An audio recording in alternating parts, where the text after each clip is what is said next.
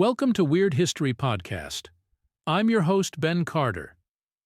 In the late 1800s, off the rugged coast of Maine, a unique piece of history was taking shape.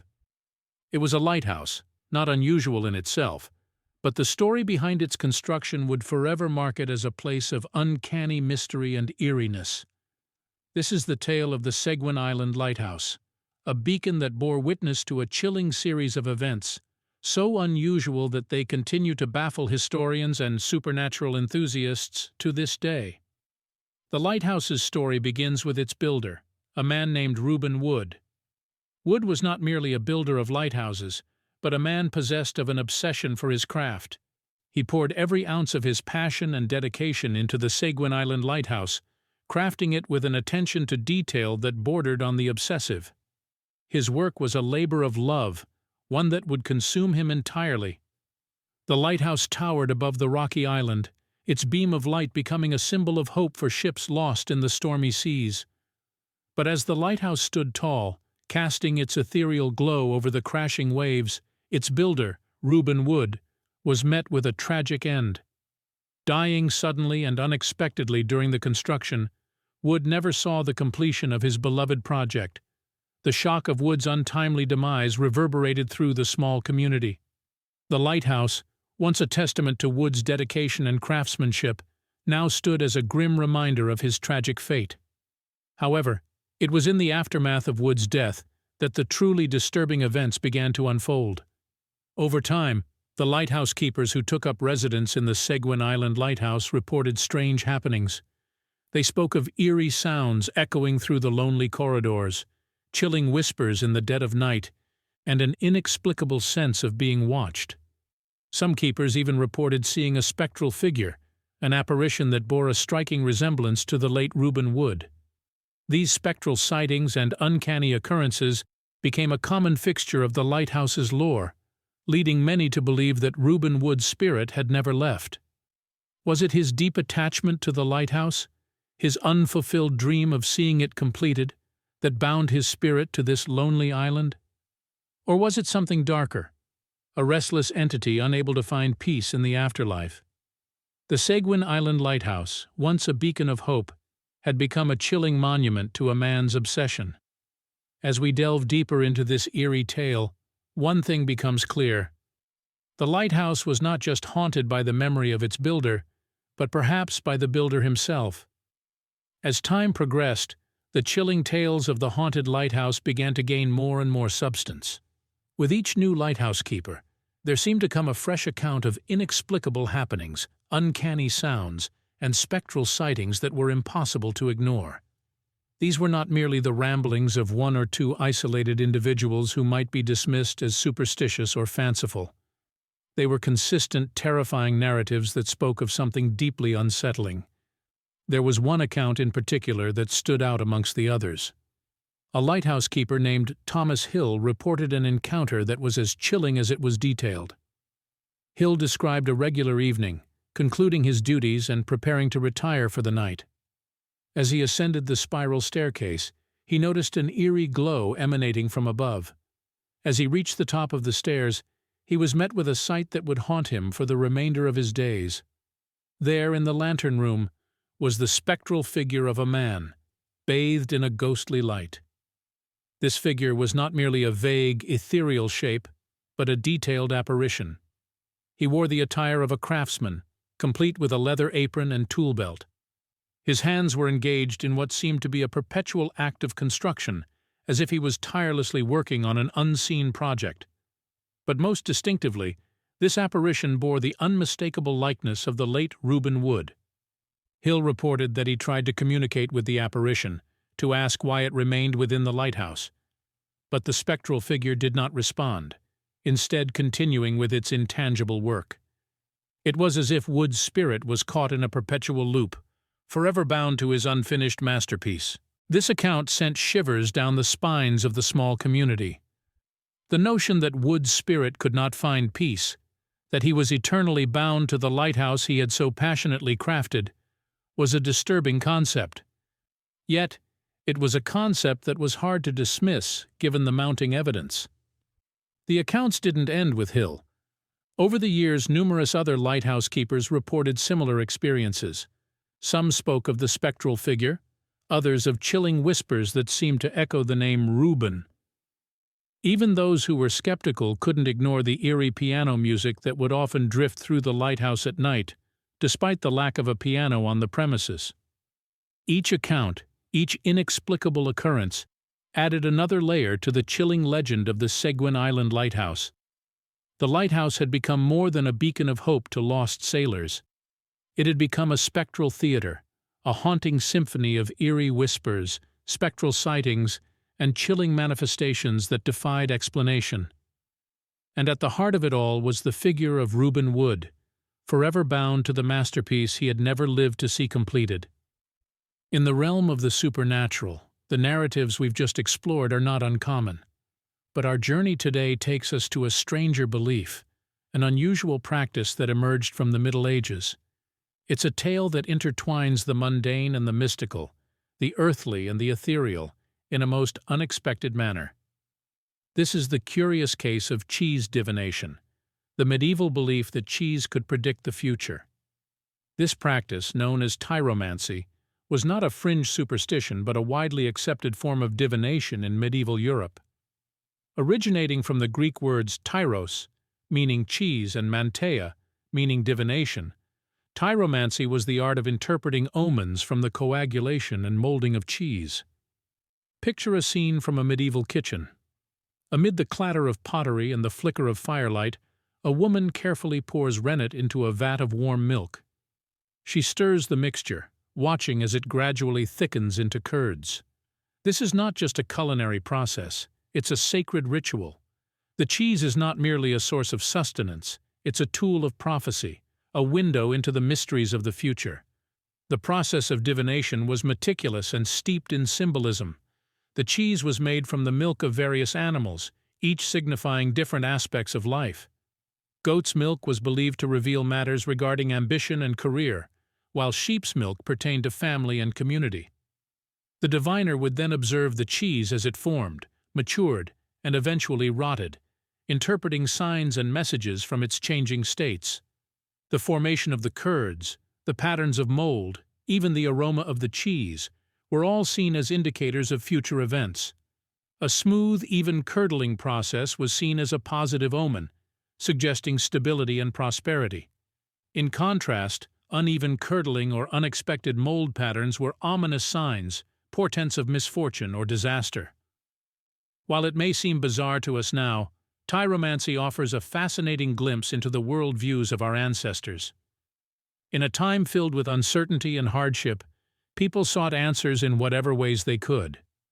The act of cheese divination was not just about predicting the future, but about finding a sense of control, a way to navigate through the unpredictable currents of life. It was a testament to the human desire for understanding, a yearning that transcends time and continues to shape our search for meaning today. So next time you savor a slice of camembert or a crumble of Stilton, remember that cheese was once more than a culinary delight. It was a mystical medium, a silent oracle whispering secrets of the future. The depth of tyromancy, or cheese divination in the medieval era, was not merely confined to the type of milk or the formation of the curds. As the cheese matured and decayed, various signs were perceived and interpreted. Minute details took on significant meaning. How quickly the cheese hardened, the manner in which it crumbled, or even the way it was infested by worms, all bore messages from the unseen world. One of the most striking aspects of this practice was the use of cheese effigies.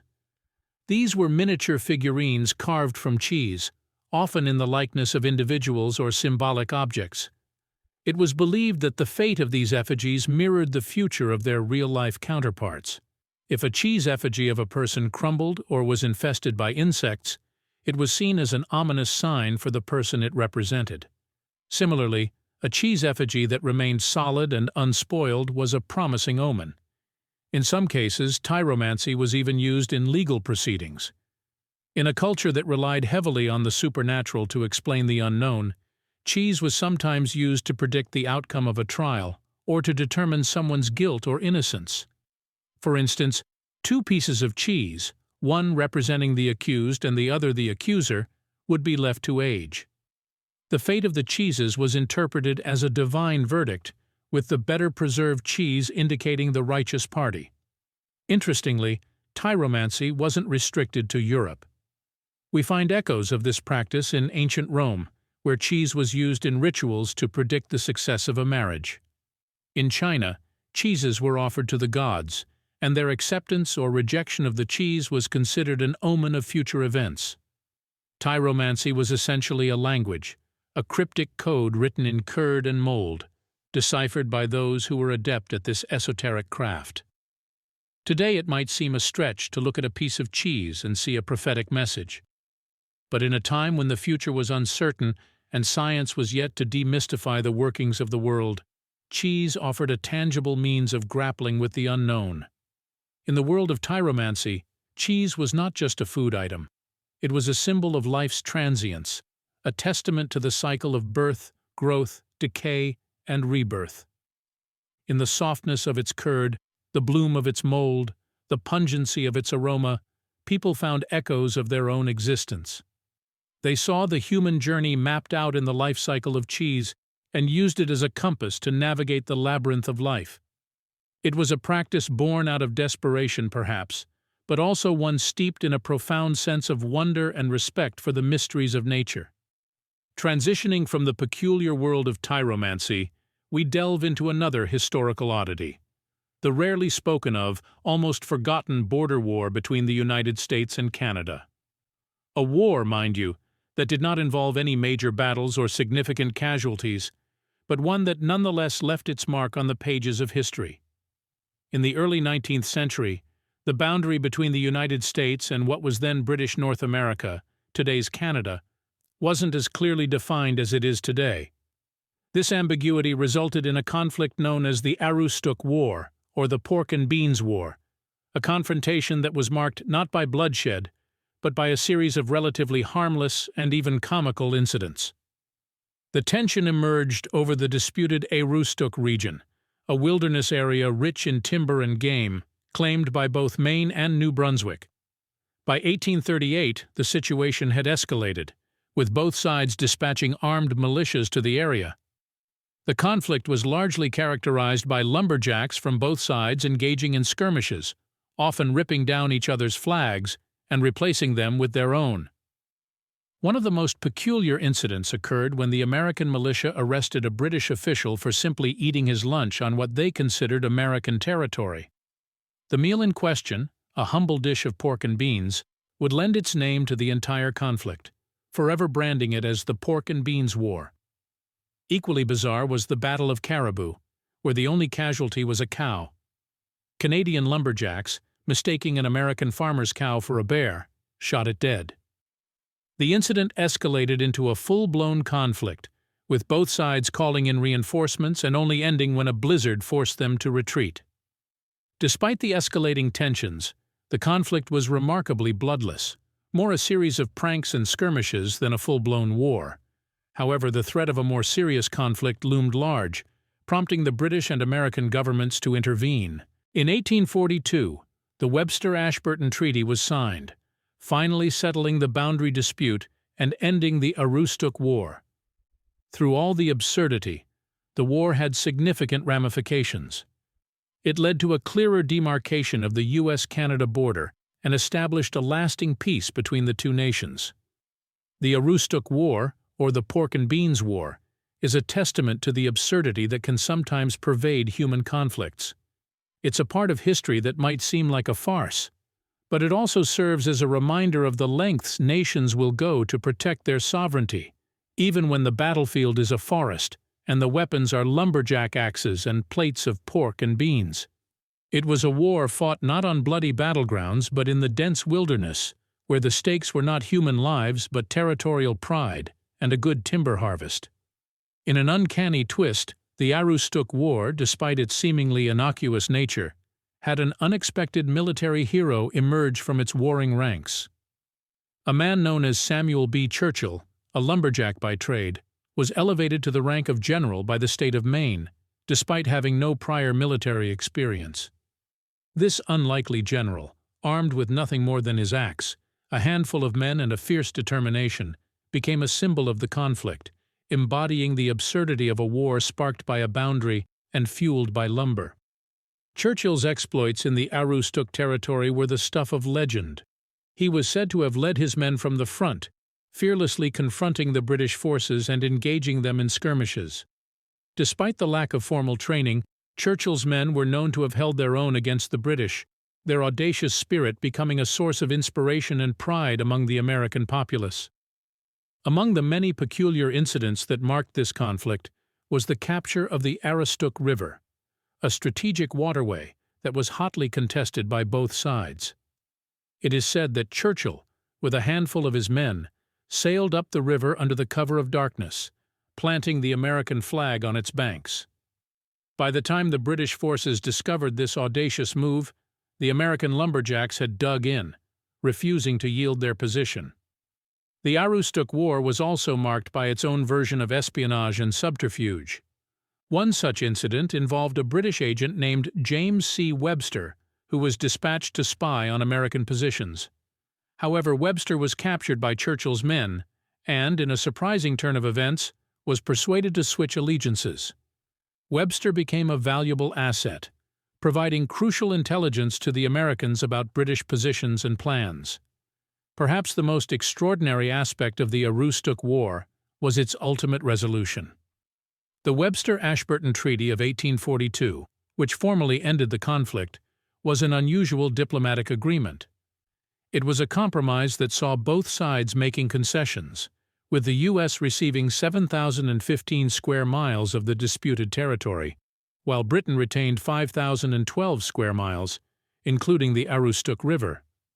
An odd war had culminated in an equally odd treaty, fitting for a conflict that was defined more by its quirks than its combat.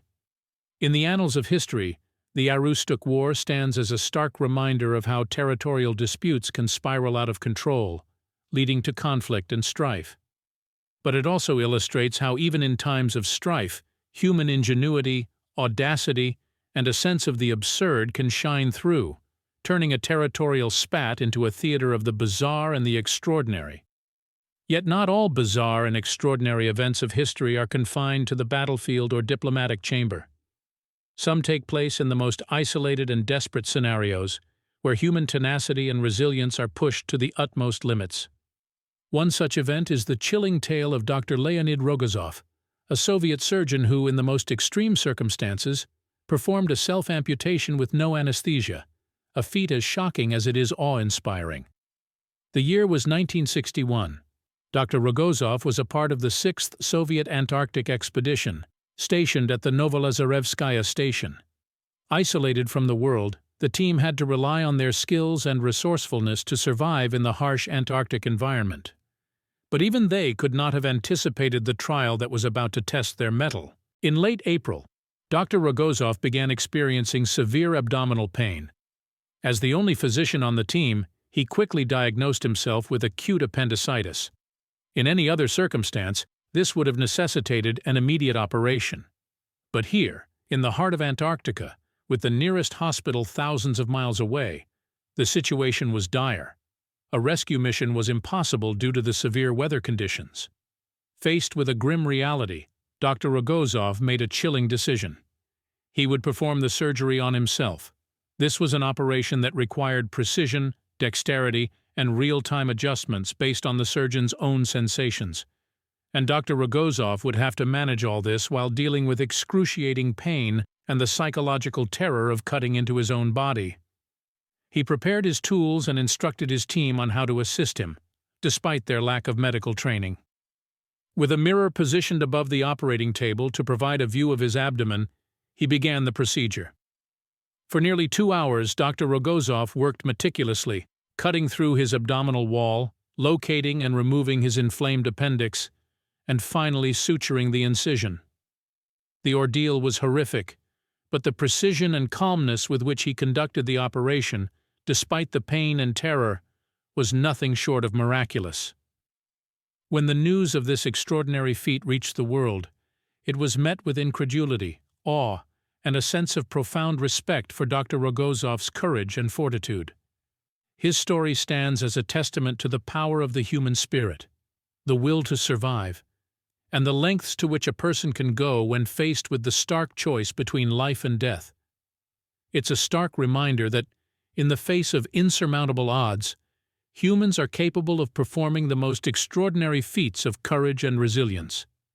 In the annals of medicine and human endurance, Dr. Leonid Rogozov's self-operation stands as a notable, if not unparalleled, event.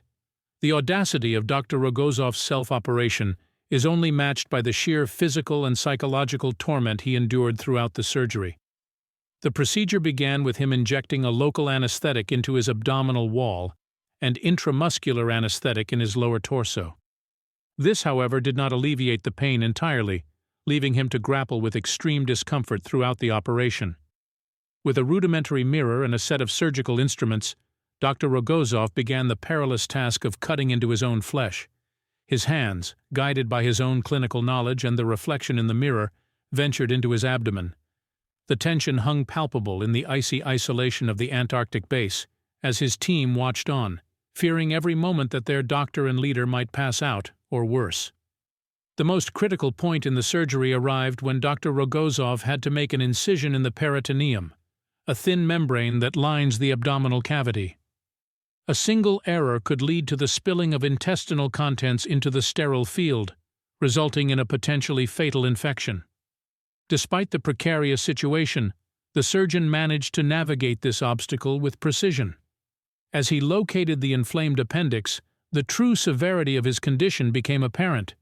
His appendix was on the verge of bursting, a condition that could have resulted in peritonitis, a life-threatening complication. The fact that Dr. Rogozov had endured such pain and managed to conduct the surgery with a clear mind, despite the impending danger, is an astounding testament to his resilience. Dr. Rogozov removed his appendix with a swift, practiced movement, a testament to his surgical prowess. The final hurdle was suturing his abdominal wall, a task made even more challenging by his faltering strength and the mirror-reversed view.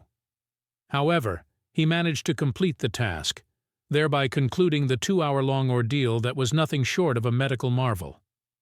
The aftermath of the surgery was equally grueling. With no painkillers potent enough to fully alleviate his suffering, Dr. Rogozov had to endure post-operative pain with sheer willpower.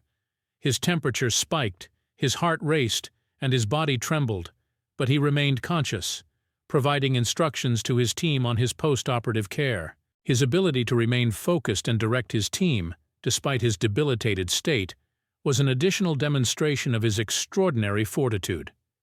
His survival, despite the odds, remains a testament to his skill as a surgeon, his undeterred courage, and the resilience of the human spirit when faced with life-or-death situations. His story continues to inspire medical professionals and individuals worldwide, reminding us of the extraordinary strength we harbor within ourselves.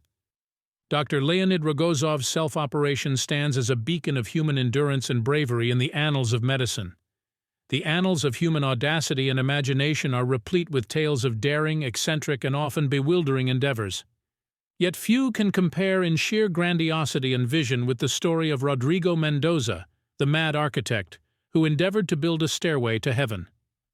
Born in Andalusia, Spain in 1576 during the intellectual ferment of the Renaissance, Mendoza's ambition was ignited by a fevered dream. He claimed to have seen a vision of a celestial staircase, a conduit between earth and the divine realm. This vision was so potent that it consumed him, and he dedicated his life to realizing this celestial conduit. Mendoza began his monumental task in 1601, in the deserted hinterlands of rural Spain. He chose a secluded location, far from prying eyes and away from the scrutiny of the Church, which was renowned for its persecution of heretical ideas. The scale of his ambition was staggering. He created architectural plans that envisaged a staircase that would ascend over 15 miles into the sky, dwarfing the highest mountain peaks. For comparison, Mount Everest, the tallest peak on Earth, stands just over 5.5 miles high. The architectural challenges were formidable, even insurmountable, but Mendoza was undeterred. He designed the base of the staircase to be a massive pyramid-like structure, composed of millions of stones. The staircase itself, a continuous spiral, was to be built around the pyramid, gradually narrowing as it climbed higher, until it tapered to a point at the summit. The mathematical precision required was astonishing. Each stone had to be cut and placed perfectly to maintain the structure's stability as it spiraled upwards. Mendoza's stairway was not merely an architectural feat, but an engineering marvel. It required the development of innovative construction techniques to counter the effects of wind and weather, not to mention the thinning oxygen levels at higher altitudes. Mendoza invented a system of cranes and pulleys to hoist the stones to the higher levels. He even planned for the construction of rest stops where workers could recover from the thin air. The project consumed Mendoza's life. He devoted over 30 years to it, tirelessly working and recruiting hundreds of laborers. His obsession led to his ruin, both financially and socially. He was scorned by his peers, ostracized by the church, and deemed a madman by the populace. And yet, despite the ridicule and the obstacles, Mendoza's vision was infectious. His unwavering belief compelled others to join him. Against all odds, they managed to construct the first mile of the staircase, a testament to human endurance and the power of belief. Mendoza's dream was not realized in his lifetime. He died in 1637, leaving behind an unfinished stairway and a legacy of audacity. Despite the incompleteness of his vision, Rodrigo Mendoza's attempt to build a stairway to heaven continues to stand as a symbol of human tenacity, imagination, and the relentless pursuit of the impossible. In its audacity and scale, his dream serves as a testament to the unbounded capacity of the human spirit to dream beyond the confines of our earthly existence. Mendoza's stairway to heaven, even in its unfinished state, is a sight to behold. Rising like a coiling serpent against the sky, it stands as a monument to human ambition and perseverance. The first mile of the staircase, the only part ever completed, is breathtakingly massive. The stones, each painstakingly cut and laid, spiral upwards in an unyielding ascent, a testament to Mendoza's unwavering determination. The stones themselves, weathered by centuries of exposure, bear the mark of countless hands that toiled to place them. They tell a wordless story of the hundreds of laborers who believed in Mendoza's vision and shared in his obsession. The stairway bears the scars of their sacrifice and serves as a poignant reminder of the human cost of this extraordinary endeavor. The complex network of cranes and pulleys that Mendoza designed to hoist the stones to the higher levels, a feat of engineering genius, remains intact to this day. These machines, now silent and rusted, are a testament to Mendoza's inventive spirit. They also reveal the physical challenges of the project, the unrelenting battle against gravity, weather, and the physical limits of the human body. The rest stops that Mendoza planned for his laborers are now abandoned and overgrown. Yet they still evoke poignant images of exhausted workers taking solace in these makeshift shelters, catching their breath and staring upwards at the task that lay ahead. Each rest stop tells a story of courage and resilience in the face of insurmountable odds. The incomplete summit of Mendoza's stairway to heaven is perhaps the most heart-wrenching sight. It stands as a silent symbol of an unrealized dream, a journey interrupted. It is a stark reminder of the tragic end of Mendoza's life, a man consumed by a vision that was too grand to be realized. The sight of the summit, forever out of reach, encapsulates the poetic tragedy of Mendoza's endeavor. And yet, despite its unfinished state, Mendoza's stairway to heaven stands as a monument to the power of belief and the capacity of the human spirit to dream beyond the bounds of earthly existence. It is a testament to human audacity, a monument to the power of a single, unyielding vision. In its very existence, the stairway challenges us to question the limits we place on ourselves and to dare to dream beyond the confines of our own reality. Mendoza's dream may not have been realized in his lifetime, but his stairway continues to inspire, a symbol of the limitless potential of human endeavor. Thanks for listening. This has been another episode of Weird History Podcast. If you enjoyed today's episode, be sure to follow us wherever you listen to podcasts. And if you'd like to support the show, subscribe to Weird History Podcast on Spotify. Subscribe now.